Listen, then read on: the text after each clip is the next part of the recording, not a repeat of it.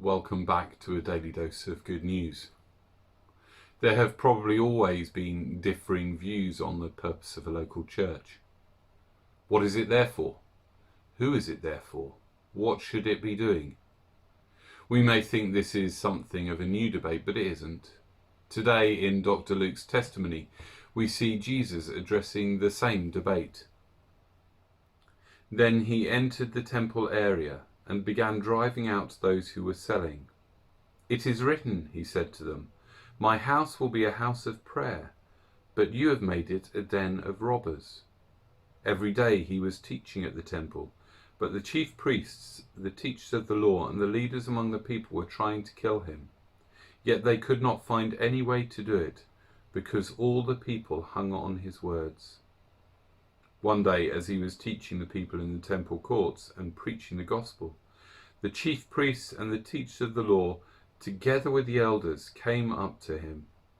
"Tell us by what authority you are doing these things," they said. "Who gave you this authority?" He replied, "I will also ask you a question. Tell me, John's baptism, was it from heaven or from men?" They discussed it among themselves and said, "If we say from heaven, he will ask, 'Why didn't you believe him?' But if we say from men, all the people will stone us because they are persuaded that John was a prophet." So they answered, "We don't know where it was from." Jesus said, "Neither will I tell you by what authority I am doing these things." The temple was the place where you came to worship God, make your sacrifices, pray, and be taught in God's ways. As Jesus found out, it had become so much more than that.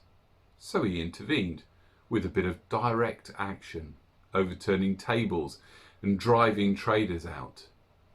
The temple was meant to be a house of prayer, but the authorities had turned it into something completely different. Jesus also then showed how it should be a place of teaching of God's ways. Isn't it fascinating to see the pickle that the chief priests and teachers of the law then get themselves into? They want to catch Jesus out, discredit him, stop him from teaching the people. But they recognize that the people are lapping up his teaching, and they are afraid of the people. What a terrible place to be in, where the religious leaders allow their fear of the people to shape their convictions. Yes, in this instance, they were wrong in their convictions.